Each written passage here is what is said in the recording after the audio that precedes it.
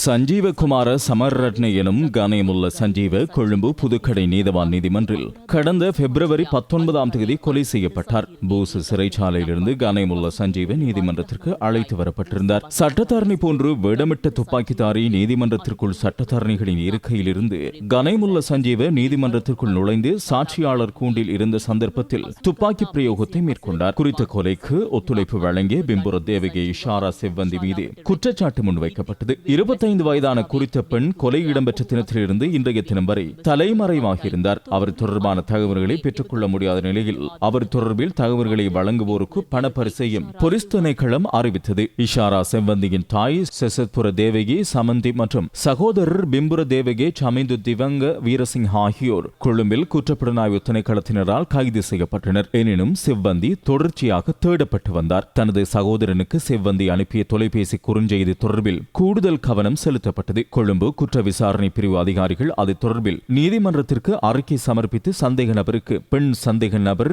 சம்பவம் தொடர்பில்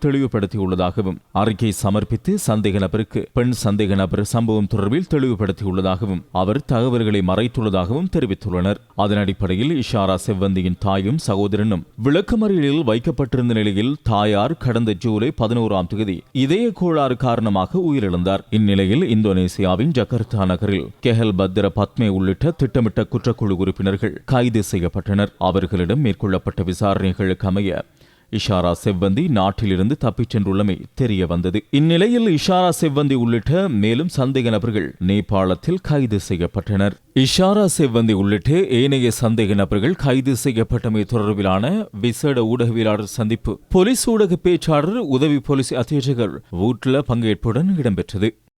नेपाल राज्य පරිගණක තාක්ෂණය ඇසුරෙන් සහ භූමියේ තියෙන බුද්ධි තොරතුරු ඇසුරෙන් நேபாளத்தின் கணனி தொழில்நுட்ப பயன்பாட்டுடன் அங்குள்ள புலனாய்வு தகவல்களை கொண்டு இலங்கை குழுவினருக்கு குறித்த பெண் சந்தேக நபரை கைது செய்வதற்கு முடிந்துள்ளது. குறித்த பெண் மற்றொரு தமிழருடன் கைது செய்யப்பட்டார். குறித்த சந்தேக நபருக்கு அடைக்கலம் வழங்கிய நபரும் கைது செய்யப்பட்டுள்ளார். அவர்களுக்கு மேலதிகமாக இவர்களிடையே இருந்த மேலும் 4 பேர் கைது செய்யப்பட்டுள்ளனர். 4 பேரில் 3 பேர் ஆண்களும் ஒரு பெண்ணும் உள்ளடங்குகின்றார். 2 பெண் சந்தேக நபர்கள் 4 ஆண் சந்தேக நபர்களும் எதிர்வரும் ஒரு சில தினங்களில் நாட்டுக்கு அழைத்து வரப்பட உள்ளனர். அவர்களின் சொத்துக்கள் தொடர்பிலும் நடவடிக்கை எடுக்க உள்ளோம். சந்தேக நபர்கள் 4 பேரும் கம்பஹா, கொழும்பில் போதைப் பொருள் வர்த்தகம் உள்ளிட்ட பல்வேறு குற்ற செயல்களில் தொடர்பு பட்டுள்ளமை தெரிய வந்துள்ளது.